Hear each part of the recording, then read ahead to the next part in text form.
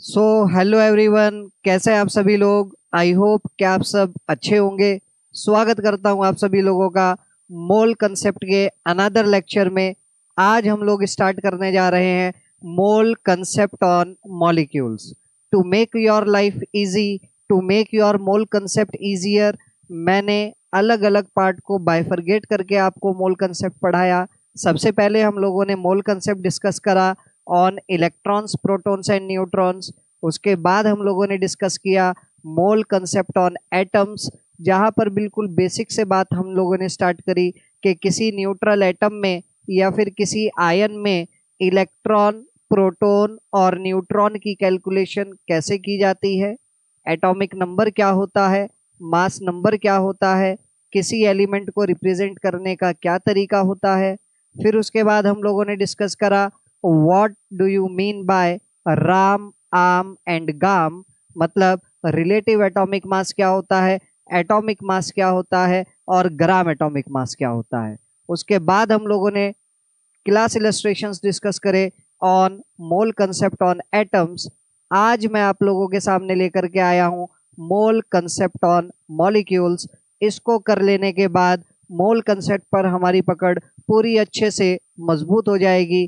तो मॉलिक्यूल्स की अगर हम बात करें बेटा, what do you mean bye molecule, molecule क्या होता है। Molecule is the combination of atoms. Molecule क्या होता है प्यारे बच्चों, molecule is the combination of atoms या फिर एग्रीगेशन ऑफ एटम्स। मतलब जब दो या दो से ज्यादा एटम आपस में मिलेंगे तो मॉलिक्यूल बनेगा। एक बिल्कुल सिंपल से क्वेश्चन से हम लोग यहाँ पर स्टार्ट करने जा रहे हैं। तो सबसे पहला सिंपल सा सवाल हमारे पास ये है कि भैया अगर मेरे पास CO2 नाम का मॉलिक्यूल है, कार्बन डाइऑक्साइड नाम का मॉलिक्यूल है, तो सबसे पहले तो भैया बताइए मुझे कि ये जो CO2 लिखा है इसको क्या बोलते हैं। ये CO2 जो लिखा है इसको क्या बोलते हैं। भैया बोलते तो कार्बन डाइऑक्साइड है, वो तो हम सबको पता है, बट कार्बन डाइऑक्साइड को हमने एक फॉर्मूले से रिप्रेजेंट किया and that formula is CO2। इस फॉर्मूला को बोला जाता है मॉलिक्यूलर फॉर्मूला। क्या बोला जाता है, मॉलिक्यूलर फॉर्मूला। तो ये मॉलिक्यूलर फॉर्मूला क्या बता रहा है, ये CO2 इस बात को बता रहा है कि कार्बन डाइऑक्साइड के एक मॉलिक्यूल में, कार्बन डाइऑक्साइड के एक मॉलिक्यूल में एक एटम कार्बन का है और दो एटम ऑक्सीजन के हैं। कार्बन डाइऑक्साइड के एक मॉलिक्यूल में हम लिख सकते हैं one molecule of carbon dioxide, one molecule of carbon dioxide contains, one molecule of carbon dioxide contains one atom of carbon, one atom of carbon, one atom of carbon, and and how many atoms of oxygen beta, how many atoms of oxygen, two atoms of oxygen, two atoms of oxygen। Clear बात अच्छे से। Similarly हम यहाँ पर भी बोल सकते हैं ये CaCO3 है बेटा, इसको कैल्शियम कार्बोनेट बोला जाता है। क्या बोला जाता है, कैल्शियम कार्बोनेट। तो one molecule of calcium carbonate CaCO3 contains, one molecule of calcium carbonate contains how many atoms of calcium. Sir one atom of calcium, one atom of calcium, one atom of, one atom of carbon and three atoms of, three atoms of oxygen. I hope इतनी बात clear हुई होगी। ठीक, तो अब अगर मैं आपसे पूछूं कि मुझे बताइए कार्बन डाइऑक्साइड में टोटल एटम्स कितने आ गए बेटा, तो आप बोलेंगे सर कार्बन डाइऑक्साइड में टोटल 3 एटम्स आ गए। कितने एटम्स आ गए, 3 एटम्स आ गए। ठीक, कैल्शियम कार्बोनेट में टोटल एटम कितने आ गए, आप बोलेंगे सर यहाँ पर टोटल एटम कितने आ गए, 5 आ गए। एक एटम कैल्शियम का, एक एटम कार्बन का और 3 एटम किसके बेटा, ऑक्सीजन के। तो टोटल नंबर ऑफ एटम्स कितने आ चुके हैं यहाँ पर सर, तो सर यहाँ पर टोटल नंबर ऑफ एटम्स 5 आ चुके हैं। सिमिलरली आगे अमोनिया मॉलिक्यूल की अगर हम बात करें, आगे अगर हम बात करें किसकी, अमोनिया मॉलिक्यूल की, तो one molecule of ammonia, one molecule of ammonia contains, one molecule of ammonia contains how many atoms of nitrogen? Sir, one atom of nitrogen, one atom of nitrogen and three atoms of hydrogen, three atoms of hydrogen. तो total atom कितने आ गए बेटा? Sir total atom आ चुके हैं यहाँ पर 4। Total atom कितने आ चुके हैं? 4। तो किसी मॉलिक्यूल में सभी एलिमेंट्स के टोटल नंबर ऑफ एटम्स कितने कितने प्रेजेंट है, उसी को ही मॉलिक्यूल की एटॉमिसिटी या फिर मॉलिक्यूलैरिटी बोला जाता है। उसी को ही मॉलिक्यूल की एटॉमिसिटी या फिर मॉलिक्यूलैरिटी बोला जाता है। Total number of atoms of all the elements present in one molecule of the compound is known as atomicity और molecularity of the compound। तो जैसे कि मुझे बताइए कार्बन डाइऑक्साइड की एटॉमिसिटी कितनी हो गई? आप कहेंगे सर कार्बन डाइऑक्साइड की एटॉमिसिटी हो गई 3, कैल्शियम कार्बोनेट की एटॉमिसिटी हो गई 5 और लास्ट में अमोनिया की एटॉमिसिटी हो गई 4। क्लियर बात अच्छे से? लेकिन अगर मैं आपसे कहता हूं कि मुझे एटॉमिसिटी अमोनिया में केवल और केवल हाइड्रोजन के रेस्पेक्ट में बताइए, what is the atomicity of ammonia with respect to hydrogen? What is the atomicity of ammonia with respect to hydrogen? तो आप बोलेंगे sir only 3। What is the atomicity of ammonia with respect to nitrogen? 1।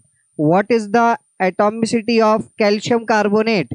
Calcium carbonate की atomicity with respect to oxygen 3, with respect to carbon 1, with respect to calcium 1। Carbon dioxide की atomicity with respect to oxygen 2, with respect to carbon 1। Overall atomicity या simply कुछ भी ना बोले, simply इतना बोले carbon dioxide की एटॉमिसिटी बताओ, तो हमें टोटल नंबर ऑफ एटम्स बताने हैं। कैल्शियम कार्बोनेट की एटॉमिसिटी बताओ, तो टोटल नंबर ऑफ एटम्स 5 हैं। अमोनिया की एटॉमिसिटी बताओ, तो टोटल नंबर ऑफ एटम्स 4 है। तो एटॉमिसिटी या फिर मॉलिक्यूलैरिटी ऑफ मॉलिक्यूल कैसे डिफाइन कर सकते हैं बेटा हम? एटॉमिसिटी या मॉलिक्यूलैरिटी ऑफ मॉलिक्यूल हो गया बेटा, it is defined as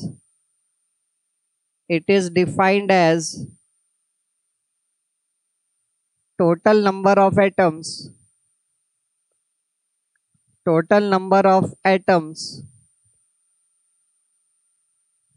of all the elements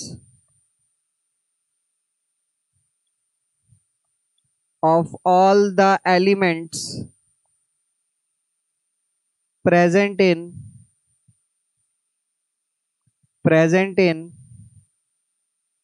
one molecule of the compound. It is defined as total number of atoms of all elements present in one molecule of the compound. इसको हम atomicity बोलते हैं। बोलो बेटा बात clear हुई अच्छे से? आई होप यहाँ तक सब क्लियर हुआ होगा आप लोगों को। अब देखिएगा जरा कुछ एग्जांपल्स की बात करते हैं, एटॉमिसिटी निकालना सीखते हैं। जैसे कि कैलकुलेट द एटॉमिसिटी और मॉलिक्यूलैरिटी ऑफ द फॉलोइंग कंपाउंड्स। कुछ कंपाउंड दिए गए हैं आपके सामने, एटॉमिसिटी या मॉलिक्यूलैरिटी कैलकुलेट करना है, कुछ नहीं करना, टोटल नंबर ऑफ एटम्स बताना है। जैसे कि टोटल नंबर ऑफ एटम्स यहाँ पर कितने हो गए सर? सर यहाँ पर टोटल नंबर ऑफ एटम्स हो गए 2 एटम हाइड्रोजन के और 2 एटम कार्बन के और 6 एटम हाइड्रोजन के। तो एटॉमिसिटी हो गई टोटल 8। यहाँ पर एटॉमिसिटी कितनी हो गई बेटा? 18। यहाँ पर हो गई 6 और 6 12। यहाँ पर हो गई 6 5 11 12 13 14 15। यहाँ पर कितनी हो जाएगी? 4 5 6 7 8। यहाँ पर कितनी हो जाएगी? 6 और 12 18, 18 और 6 24। यहाँ पर कितनी हो गई? 12 22 और 11, 12 और 22 कितने हो जाएंगे बेटा? 34, 34 और 11 45। तो ये तो बिल्कुल आसान सी बात है। एटॉमिसिटी कैलकुलेट करने के लिए हमें कुछ नहीं करना, केवल और केवल total number of atoms add करने हैं। यहीं पर अगर मैं बोल देता कि इसकी atomicity with respect to carbon बताइए तो 2 हो जाएगी, विद रेस्पेक्ट टू हाइड्रोजन बताइए 6 हो जाएगी, with respect to carbon 6, with respect to hydrogen 12, with respect to carbon 6, with respect to hydrogen 6। यहाँ पर विद रेस्पेक्ट टू कार्बन कितनी होगी बेटा? कार्बन के रेस्पेक्ट में तो देखो 6 एटम ये है कार्बन का, तो atomicity with respect to carbon हो गई बेटा 6, atomicity with respect to hydrogen 6, and with respect to oxygen कितनी हो गई 2। क्लियर हो गई बात अच्छे से? सॉरी, यहाँ पर विद रेस्पेक्ट टू कार्बन कितनी हो गई 6 और 7, हाइड्रोजन में 6, ऑक्सीजन के रेस्पेक्ट में 2। तो ये तो बिल्कुल आसान है, एटॉमिसिटी हम बिल्कुल आसानी से कैलकुलेट कर सकते हैं। अब मेरा मेन मोटिव क्या है, ये सवाल आप लोगों के सामने रखना, वो ये कि हमें फॉर्मूला से कंपाउंड का नाम भी पता होना चाहिए, हमें मॉलिक्यूलर फॉर्मूला से कंपाउंड का नाम भी पता होना चाहिए। जैसे कि C2H6 होता है बेटा इथेन, C2H6 क्या होता है, इथेन होता है। कितने कार्बन एटम्स आ रहे हैं बेटा, 2 कार्बन एटम आ रहे हैं, 2 कार्बन एटम के लिए वर्ड रूट एथ होता है, और जितने कार्बन है उसका ट्वाइस करो, कार्बन 2 है, ट्वाइस करा 4, 4 में 2 ऐड करा 6। तो एल्केन का जनरल मॉलिक्यूलर फार्मूला नहीं होता ये CnH2n+2, ये एल्केन का ही तो जनरल मॉलिक्यूलर फार्मूला होता है, और उसी के अकॉर्डिंग यहाँ पर लिखा हुआ भी है। आई होप यहाँ तक बात क्लियर हो रही होगी आप लोगों को। C6H12 जितने कार्बन है उसका जस्ट ट्वाइस हाइड्रोजन एटम है, तो ये एल्कीन हो गया बेटा, और 6 कार्बन एटम के एल्कीन को बोला जाता है हेक्सीन। और यहीं पर रुक करके आप लोगों को एक बात बता दूं कि CnH2n जो है बेटा वो एल्कीन का तो जनरल मॉलिक्यूलर फार्मूला है ही है, ये तो हम जानते हैं बचपन से क्लास 10 से। साथ ही साथ this is the general molecular formula for cycloalkane as well, this is the general molecular formula for cyclohexane cycloalkane as well. तो अगर ये साइक्लोएल्केन का जनरल मॉलिक्यूलर फार्मूला है तो आप इसको हेक्सीन के साथ साथ साइक्लोहेक्सेन भी बोल सकते हो, आप इसको हेक्सीन के साथ साथ साइक्लोहेक्सेन भी बोल सकते हो। C6H6 क्या हो गया बेटा, साइक्लोहेक्सेन अगर बना करके दिखाएंगे तो कैसे बनाएंगे, ये देखो 6 कार्बन एटम मैंने आप लोगों के सामने बनाए, और हर कार्बन पर कितने कितने हाइड्रोजन लगे हैं बेटा, 2-2 हाइड्रोजन लगे हैं। तो ये हो गया हमारा क्या, साइक्लोहेक्सेन। ये क्या हो गया बेटा हमारा, cyclohexane. It is my cyclohexane. Clear बात अच्छे से? अब अगर मैं इसी साइक्लोहेक्सेन से हर कार्बन से एक एक हाइड्रोजन बाहर निकाल देता हूं, हर कार्बन से मैंने यहाँ पर एक एक हाइड्रोजन बाहर निकाल दिया, हर कार्बन से एक एक हाइड्रोजन बाहर निकाल दिया, मतलब मैंने कितने हाइड्रोजन बाहर निकाल दिए सर, ओवरऑल मैंने 6 हाइड्रोजन बाहर निकाल दिए, मतलब 3H2 बाहर निकाल दिया। तो क्या बचेगा मेरे पास, मेरे पास अब हर कार्बन पर एक एक हाइड्रोजन बचेगा, मेरे पास हर कार्बन पर अब क्या क्या बचेगा बेटा, एक एक हाइड्रोजन बचेगा। तो अब अगर आप ध्यान से देखें, अगर आप ध्यान से देखें कार्बन कितने बॉन्ड बनाता है बेटा, सर कार्बन तो 4 बॉन्ड बनाता है। कार्बन कितने बॉन्ड बनाता है, कार्बन 4 बॉन्ड बनाता है, बट यहाँ पर आप देखिए कार्बन 4 बॉन्ड नहीं बना रहा है, कोई भी कार्बन, कोई सा भी कार्बन 4 बॉन्ड नहीं बना रहा है। Each carbon atom is forming how many bond, sir each carbon atom is forming only and only 3 bonds. तो उस चीज से बचने के लिए क्या किया जाए, तो हमने एक डबल बॉन्ड यहाँ लगाया, एक यहाँ लगाया और एक यहाँ लगाया, और ये बन गई हमारी ऑर्गेनिक केमिस्ट्री की माँ, जिसको हम बोलते हैं बेंजीन। क्या बोलते हैं बेटा, बेंजीन बोलते हैं। ठीक है, तो C6H6 क्या होता है बेटा, सर C6H6 होता है हमारा बेंजीन, C6H6 क्या होता है हमारा, बेंजीन। अब आगे क्या किया बेटा, आगे यहाँ पर क्या किया, यहाँ पर देखो, यहाँ पर क्या किया बेटा, यहाँ पर अगर आप ध्यान से देखें बेंजीन C6H6 में से एक हाइड्रोजन बाहर निकाला, बेंजीन C6H6 में से ये मैंने एक हाइड्रोजन बाहर निकाल दिया। जैसे ही मैंने यहाँ से एक हाइड्रोजन बाहर निकाला तो इस कार्बन की एक वैलेंसी फ्री हो गई, और ये क्या बन जाएगा मेरा, क्या बन जाएगा, अब आप बोलेंगे सर, अब आप बोलेंगे सर कि अगर मैं एल्केन में से एक हाइड्रोजन बाहर निकालता हूँ तो एल्काइल बनता है, अगर मैं एल्केन में से एक हाइड्रोजन बाहर निकालता हूँ तो क्या बनता है, एल्काइल बनता है। तो सिमिलरली अगर मैं बेंजीन में से एक हाइड्रोजन बाहर निकालता हूं तो बेंजाइल बनना चाहिए। क्या बनना चाहिए, बेंजाइल बनना चाहिए। एल्केन में से एक H बाहर गया तो एल्काइल। सिमिलरली सुर से सुर मैच करते हुए एल बेंजीन में से एक H बाहर निकालेंगे तो बनेगा बेंजाइल। बट ऐसा नहीं है, ऐसा नहीं है, इसको बेंजाइल नहीं बोलते बेटा। बेंजाइल तो कुछ और ही होता है हमारा। इसको बोला जाता है क्या? इसको बोला जाता है प्यारे बच्चों फिनाइल। क्या बोला जाता है? फिनाइल। तो बेंजीन में से अगर एक H बाहर निकालते हैं तो याद रखना क्या बनता है? फिनाइल बनता है। और अब एक हाइड्रोजन बाहर निकाला, एक वैलेंसी कार्बन की फ्री हो गई, एक वैलेंसी कार्बन की फ्री हो गई। इस फ्री वैलेंसी पर हम ला करके कोई सा भी फंक्शनल ग्रुप ऐड कर सकते हैं। इस फ्री वैलेंसी पर ला करके मैंने फंक्शनल ग्रुप ऐड कर दिया COOH। क्या ऐड कर दिया? COOH। तब जाकर के ये फॉर्मूला बना हमारा C6H5COOH। और इसको बोला जाता है प्यारे बच्चों बेंजोइक एसिड। क्या बोला जाता है? बेंजोइक एसिड बोला जाता है। क्लियर बात अच्छे से? CH3COOH क्या होता है सर? सर CH3COH कितने कार्बन एटम आ रहे हैं? 2 कार्बन एटम आ रहे हैं। कितने कार्बन एटम आ रहे हैं? 2 कार्बन एटम आ रहे हैं। 2 के लिए एथ, दोनों कार्बन के बीच में सिंगल बॉन्ड तो एन, और कार्बोक्सिलिक एसिड का सफिक्स होता है ओइक एसिड, तो नाम बन गया इथेनोइक एसिड। नाम क्या बन गया प्यारे बच्चों? नाम बन गया हमारा इथेनोइक एसिड। नाम बन गया हमारा ethanoic acid. Ethanoic acid is IUPAC name. Ethanoic acid is IUPAC name. इसका कॉमन नेम क्या होता है सर? कॉमन नेम होता है acetic acid. Acetic acid is your common name. और एनडीए में सबसे ज्यादा पूछे जाने वाला सवाल कि what is the major constituent of vinegar. Vinegar में क्या प्रेजेंट होता है? तो the major constituent of vinegar is acetic acid. The major constituent of vinegar, सिरके का मेजर कंस्टिट्यूएंट एसिटिक एसिड होता है। ठीक। अगला मैंने यहाँ पर लिखा C6H12O6। ये तो आई होप सभी जानते होंगे, इसको बोला जाता है ग्लूकोज। अगला C12H22O11, इसको बोला जाता है सुक्रोज। ठीक।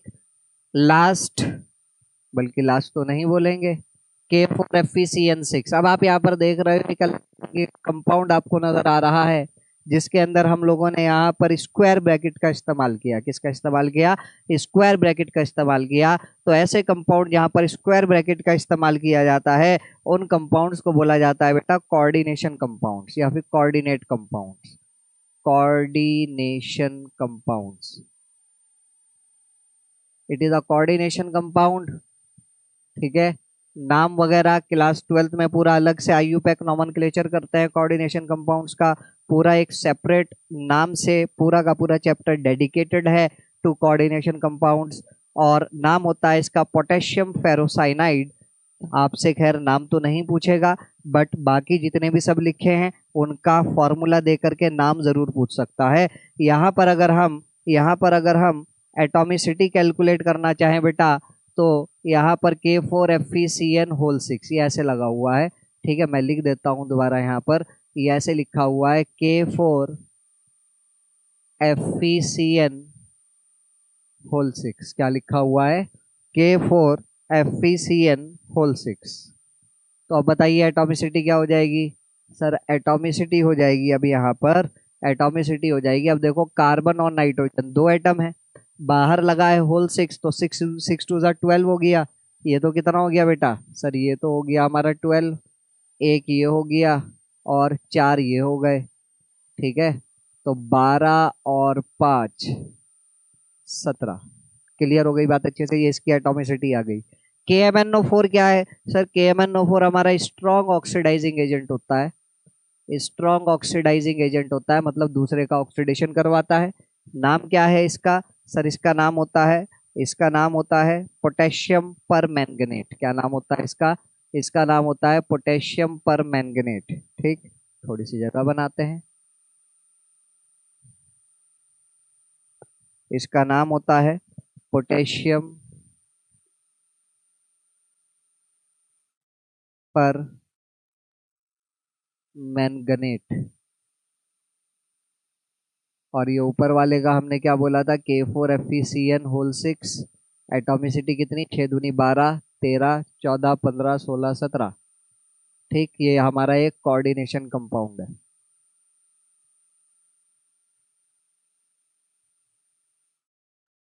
ठीक, अब जिस तरीके से हमें फॉर्मूला से नाम याद हैं, उसी तरीके से अब हमें नाम से फॉर्मूला भी पता होने चाहिए। हमें नाम से फॉर्मूला भी पता होना चाहिए। बोरेक्स क्या होता है बेटा? बोरेक्स का फॉर्मूला होता है Na2B4O7 dot 10H2O।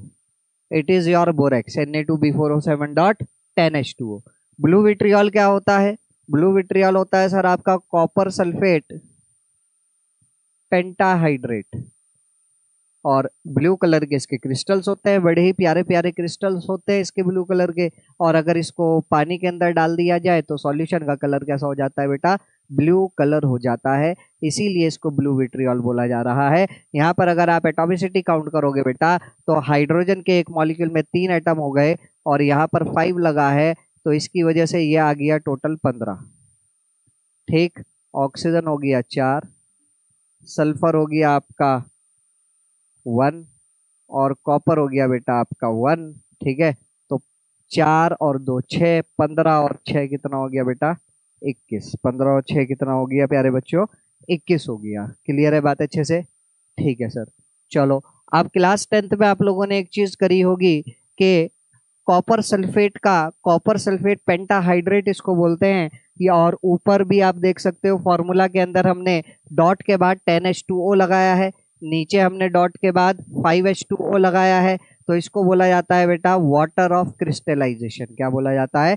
Water of crystallization या फिर वाटर ऑफ हाइड्रेशन इसको बोला जाता है। और अगर मैं ब्लू कलर के कॉपर सल्फेट सॉल्यूशन के अंदर आयरन नेल्स डिप कर देता हूं, तो आयरन क्योंकि कॉपर से ज्यादा रिएक्टिव है, तो आयरन कॉपर सल्फेट से कॉपर को डिस्प्लेस कर लेगा और फेरस सल्फेट बना लेगा। फेरस सल्फेट के साथ 7 molecules of water of crystallisation associated होते हैं और इसीलिए हम उसको बोलते हैं ferrous sulphate heptahydrate FeSO4 dot 7H2O, जो कि ग्रीन कलर का होता है। किस कलर का होता है प्यारे बच्चों? ग्रीन कलर का होता है, इसीलिए उसको बोला जा रहा है ग्रीन विट्रियल। तो ग्रीन विट्रियल क्या होता है? Ferrous sulphate heptahydrate FeSO4 dot 7H2O। Similarly white vitriol क्या होता है? Zinc sulphate heptahydrate, zinc sulphate heptahydrate. उसके बाद पोटाश एलम, पोटाश एलम किसको बोलते हैं बेटा? पोटाश एलम होता है फिटकड़ी। किसको बोलते हैं? फिटकड़ी को पोटाश एलम बोलते हैं। और ये हमारा एक डबल सॉल्ट होता है। क्या होता है? डबल सॉल्ट होता है। मतलब जब दो अलग अलग सॉल्ट को आपस में मिलाया जाता है तो पोटाश एलम बनता है। It is a double salt. नाम फॉर्मूला क्या होता है?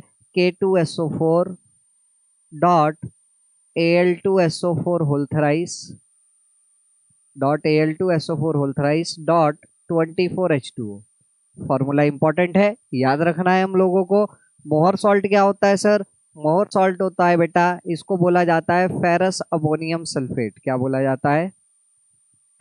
Ferrous ammonium sulphate. इसीलिए मोहर सॉल्ट की जो बॉटल होती है लेबोरेटरी के अंदर आप देखोगे, उस बॉटल पर लिखा होता है FAS, फेरस अमोनियम सल्फेट। नाम Mohr salt, formula ferrous sulphate dot ammonium sulphate dot 6H2O। Ferrous sulphate ammonium sulphate dot 6H2O। तो आई होप यहाँ तक काफ़ी सारी बातें आप लोगों को क्लियर हुई होगी। मॉलिक्यूलरिटी और एटॉमिसिटी निकालना तो बड़ा आसान है, simply total number of atoms हम लोगों को काउंट करना है। बट उसी के बहाने मैंने कुछ इंपॉर्टेंट कंपाउंड्स आप लोगों को यहाँ पर बता दिए, डिस्कस कर लिए, जो हमारे एनडीए के पॉइंट ऑफ व्यू से इंपॉर्टेंट है, पूछे जाते हैं। आगे बढ़ते हैं बेटा हम। अब क्या होता है, एक अगला सवाल देखिएगा जरा यहाँ पर ध्यान से। अगला सवाल क्या कह रहा है? Calculate atomicity with respect to all the atoms in potash alum. Potash alum के अंदर जितने भी एलिमेंट्स आ रहे हैं, जितने भी एटम्स आ रहे हैं, उनके रेस्पेक्ट में एटॉमिसिटी निकालिए। तो सबसे पहले तो पोटाश एलम का formula K2SO4 dot Al2SO4 whole thrice dot 24H2।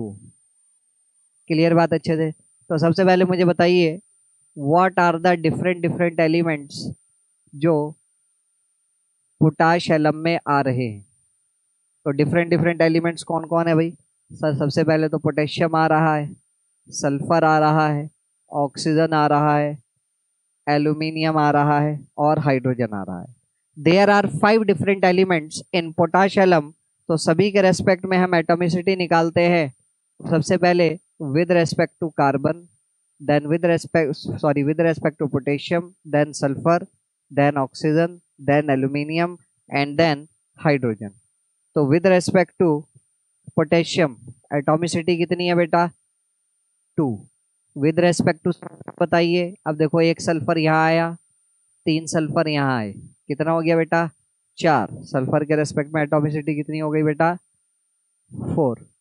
Oxygen के रेस्पेक्ट में देखिए 4 ऑक्सीजन ये आ गए, 4 तिया 12, 12 ऑक्सीजन वो आ गए और 24 ऑक्सीजन वो आ गए। तो कितना हो गया बेटा? 4 2 8 और 2 10, कैरी ओवर 1 तो 40। एल्यूमिनियम के रेस्पेक्ट में बताइए, एल्यूमिनियम के रेस्पेक्ट में एटॉमिसिटी कितनी है? एक 2 ही एल्यूमिनियम आ रहे हैं, ठीक है, तो 2। हाइड्रोजन के रेस्पेक्ट में 24 इंटू 2 48। और आप इन सभी को ऐड करके देखिए बेटा, इन सभी को ऐड करेंगे तो ओवरऑल एटॉमिसिटी पोटाश एलम की हमें पता चल जाएगी, जो कितनी आती है? 96 आती है निकल करके। आप देख भी सकते हो 8 2 10, 10 और 2 14, 14 और 2 16, कैरी ओवर 1, 4 4 8 और 1 9। तो ओवरऑल एटॉमिसिटी 96 आ चुकी है।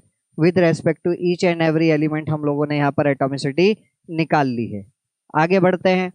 अब अगला सवाल क्या कह रहा है? 1 molecule of Mohr salt contains how many molecules of water of crystallisation. What do you mean by WOC? WOC का मतलब होता है सर वाटर ऑफ क्रिस्टलाइजेशन। अगर मैंने मोहर सॉल्ट का एक मॉलिक्यूल लिया तो मोहर सॉल्ट क्या बताया बेटा अभी अभी? Ferrous ammonium sulphate, FeSO4 dot NH4 whole twice SO4 dot 6H2O। तो बेटा ये जो डॉट के बाद 6H2O मैंने यहाँ पर लगाया है, इसी को ही बोला जाता है वाटर ऑफ क्रिस्टलाइजेशन। इसी को ही क्या बोला जाता है? वाटर ऑफ, इसी को ही क्या बोला जाता है? Water of crystallization. या फिर एक नाम और दिया जाता है प्यारे बच्चों इसको, इसको बोला जाता है वाटर ऑफ हाइड्रेशन। क्या बोला जाता है? Water of hydration. क्लियर बात अच्छे से? तो अगर मैं मोहर सॉल्ट का, अगर मैं मोहर सॉल्ट का एक मॉलिक्यूल लेकर के आया, तो मोहर सॉल्ट के एक मॉलिक्यूल में बताइए बेटा मुझे वाटर ऑफ क्रिस्टलाइजेशन के कितने मॉलिक्यूल आपको नजर आ रहे हैं? सर मोहर सॉल्ट के एक मॉलिक्यूल में कितने मॉलिक्यूल्स हैं भाई वाटर ऑफ क्रिस्टलाइजेशन के? तो सर एक मॉलिक्यूल में हमें यहाँ पर डॉट के बाद 6H2O लिखा है, इसका मतलब 1 molecule of Mohr salt contains 6 molecules of water of crystallization. 1 molecule of Mohr salt contains 6 molecules of water of crystallization. तो यहाँ पर हमारा आंसर क्या आ जाएगा? 6। अगला, अगर मैं इसके 1 मोल मॉलिक्यूल्स लेकर के आ गया, मतलब अगर मैं इसके 6.023 इंटू 10 की पावर 23 मॉलिक्यूल लेकर के आ गया, तो मोहर सॉल्ट के एक मॉलिक्यूल में 6 मॉलिक्यूल्स हैं वाटर ऑफ क्रिस्टलाइजेशन के।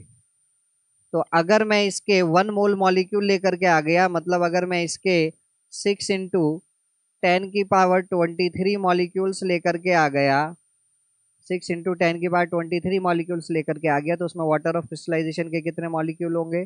6 मल्टीप्लाइड बाय 6 इंटू 10 की पावर 23, इतने मॉलिक्यूल्स आ जाएंगे बेटा वाटर ऑफ क्रिस्टलाइजेशन के। इसका मतलब कितने मोल्स आ गए? सर 6 मोल्स आ गए। कितने मोल्स आ गए?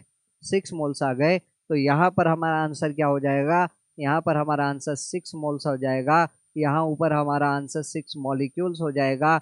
आंसर हमारा 6 ही रहने वाला है, बस एक बार मॉलिक्यूल्स के टर्म्स में और एक बार मोल्स के टर्म्स में। आई होप यहाँ तक बात क्लियर हुई होगी अच्छे से। चलो आगे बढ़ते हैं। 1 मॉलिक्यूल ऑफ पोटाश एलम में अभी अभी हमने निकाला बेटा, टोटल कितने एटम्स हैं? 96 एटम्स है। टोटल कितने एटम्स हैं? 96 एटम्स हैं। फॉर्मूला दोबारा से लिख देता हूँ पोटाश एलम का, K2SO4 dot Al2SO4 whole thrice dot 24H2O। ठीक, अगर मैं 20 मॉलिक्यूल लेकर के आ गया पोटाशियम के, तो उसमें टोटल एटम कितने होंगे? सर एक मॉलिक्यूल में 96 है, तो 20 मॉलिक्यूल में कितने हो जाएंगे?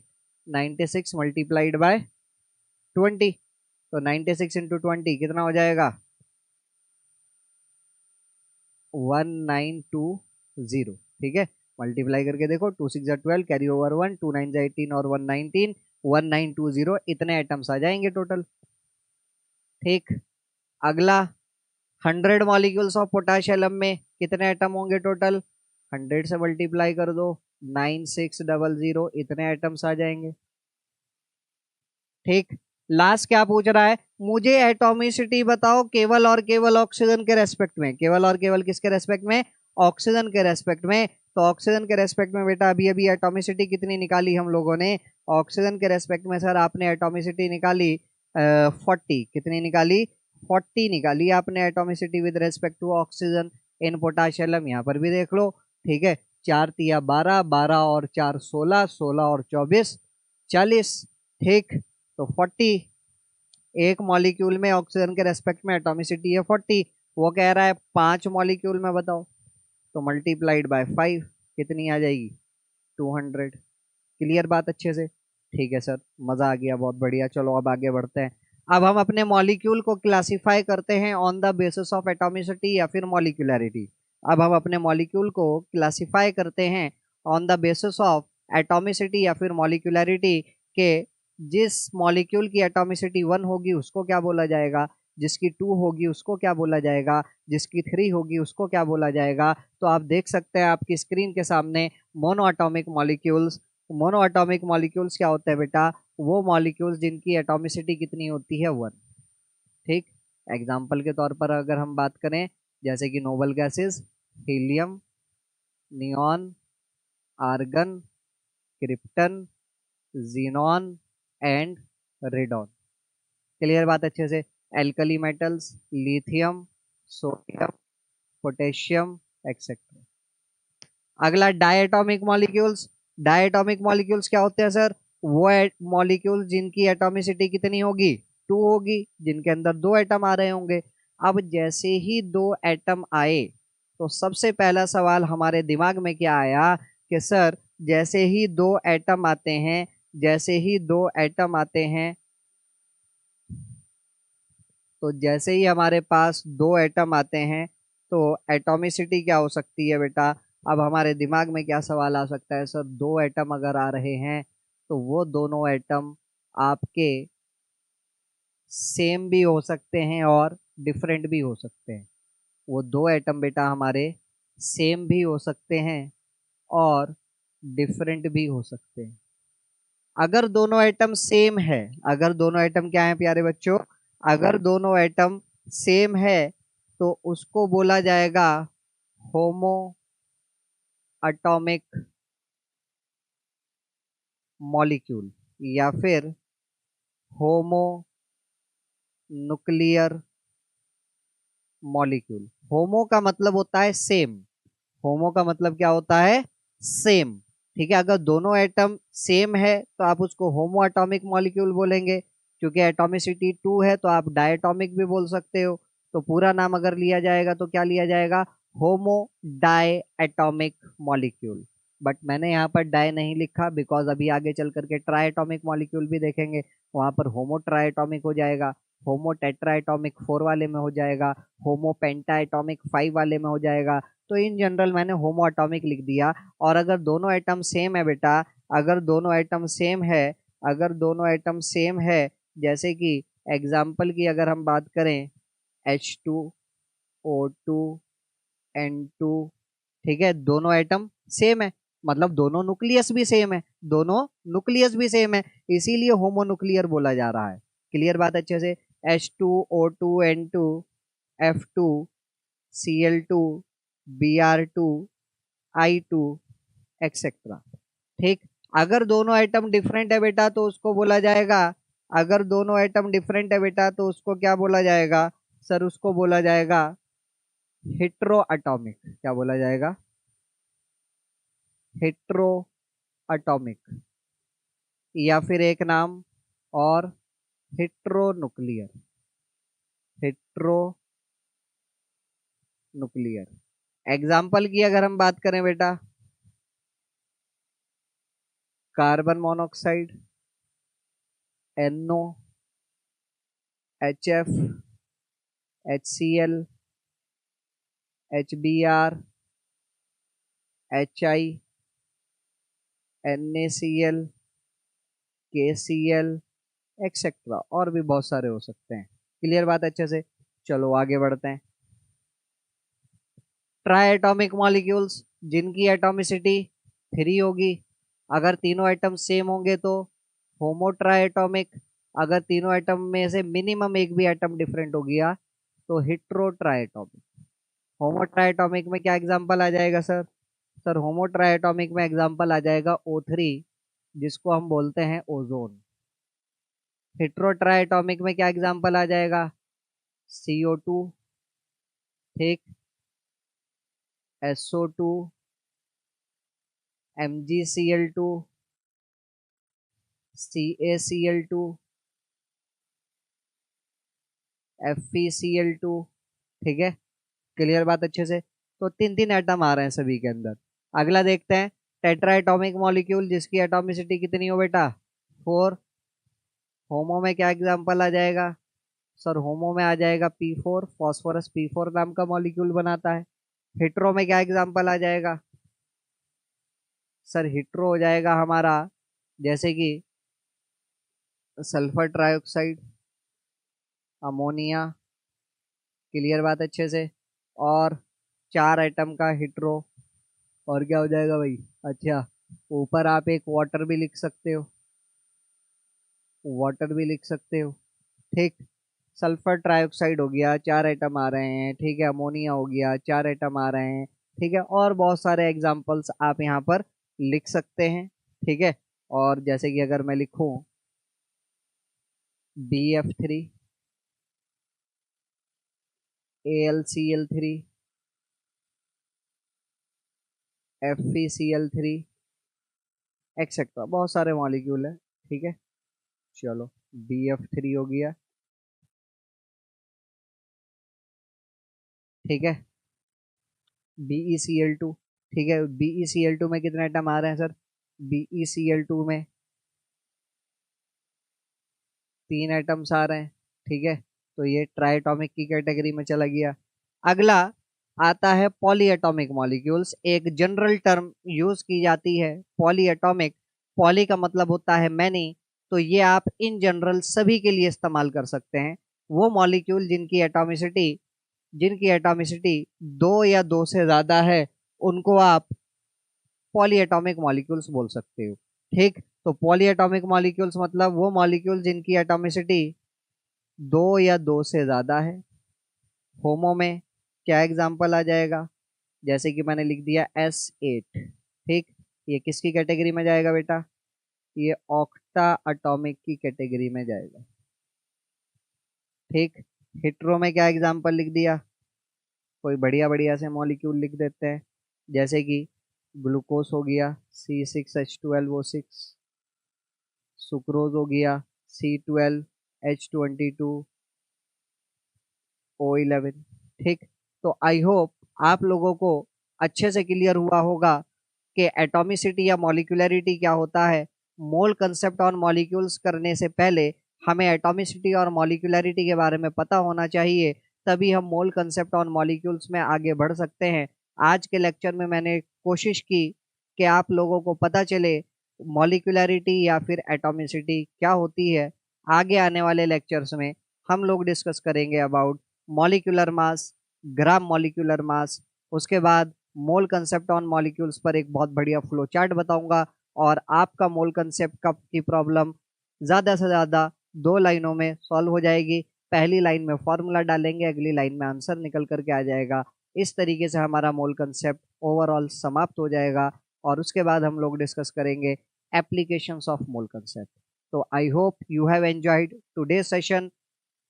आज के लेक्चर को एंड करते हैं यहीं पर। मिलते हैं आप लोगों से बहुत जल्द अगली क्लास में एक नई एनर्जी के साथ। तब तक के लिए हंसते रहिए, मुस्कुराते रहिए। Bye bye, take care.